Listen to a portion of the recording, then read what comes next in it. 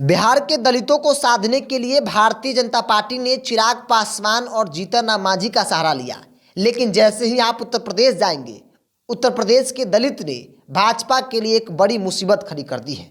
एक तरफ विपक्षी गोलबंदी नरेंद्र मोदी और भारतीय जनता पार्टी के लिए एक के बाद एक संकट पैदा कर रहा है, तो दूसरी ओर उत्तर प्रदेश जैसे राज्यों में जहां योगी मॉडल, जहां बुलडोजर बाबा की बात होती है, वहां अब भाजपा के लिए सबसे बड़ा मुसीबत खड़ा हो गया। दरअसल लोकसभा चुनाव से पहले घोसी में हुए उपचुनाव में दलितों ने भाजपा को वोट नहीं किया, जिसके बाद भाजपा की टेंशन कई गुना और ज्यादा बढ़ गई है। इस वोट बैंक को दुरुस्त करने के लिए पार्टी अब लगातार कार्यक्रम के साथ रणनीति बनाने में भी लगी हुई है। राजनीति को जानने वाले लोग इस बात को मान रहे हैं कि दलित वोट बैंक को पाने के लिए लगभग हर दल अपने हिसाब से लगे हुए हैं, लेकिन बीजेपी का जो 80 सीटों का लक्ष्य रखा गया है, इसमें बगैर दलित वोट मिले इसका कल्याण नहीं होने वाला है।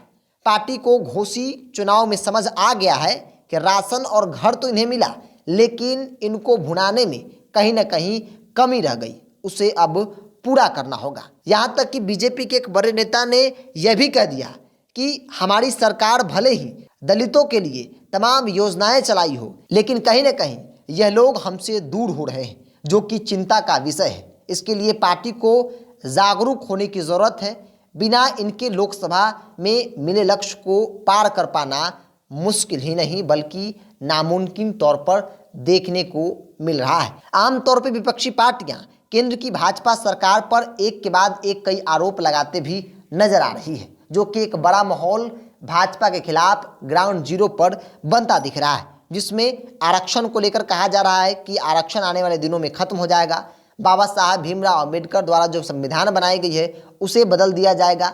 सरकारी नौकरियां खत्म हो जाएंगी, प्राइवेट नौकरियों को बढ़ावा दिया जा रहा है। तो ऐसे में जो बड़ा तबका दलितों का है वो धीरे धीरे वंचित हो जाएगा आरक्षण से, समाज से, और भाजपा सिर्फ वोट लेगी। और ये बात कहीं ना कहीं घोसी के उपचुनाव में भाजपा के लिए भारी साबित हुआ है, क्योंकि विपक्षी दल लगातार इस बात को लेकर प्रचार प्रसार कर रहे हैं कि भाजपा आने वाले दिनों में आरक्षण को खत्म कर देगी। अगर आरक्षण खत्म हो जाएगा तो फिर दलित को कोई पूछेगा तक नहीं, संविधान को बदल देगी।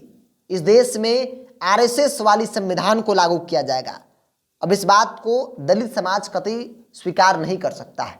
लाख योजनाएं चलाई जा रही हो, लेकिन विपक्षी दलों द्वारा बयानबाजी भाजपा के लिए हार का कारण भी बन चुका है, क्योंकि इस देश का सबसे बड़ा तबका दलितों का, जिसके बगैर राजनीति इस देश की नहीं होती है, अगर वही भाजपा का साथ छोड़ दे, जरा सोचिए उस भाजपा का हाल क्या होगा। जो भाजपा दलित वोट बैंक को अपने पाले में करने के लिए अलग अलग राज्यों में अलग अलग दलित नेताओं को अपने पाले में कर रही है, उस भाजपा के लिए उत्तर प्रदेश जैसे बड़े राज्य, जहां योगी मॉडल, जहां बुलडोजर बाबा की बात होती है, उस राज्य में एक बड़ी चुनौती राज्य के दलित वोट बैंक बन जाए। क्योंकि मायावती की पार्टी चुनाव नहीं लड़ी, जिसका फायदा बसपा को हुआ। अगर मायावती की पार्टी चुनाव लड़ती तो शायद वो वोट मायावती की पार्टी को मिल जाता और भारतीय जनता पार्टी को जीत हासिल हो सकती थी, लेकिन ऐसा हुआ नहीं। और अब इस बात को भारतीय जनता पार्टी के आलाकमान समझने लगे हैं कि विपक्षी पार्टियों ने जो माहौल बनाया है वो हम पे भारी पड़ता दिख रहा है।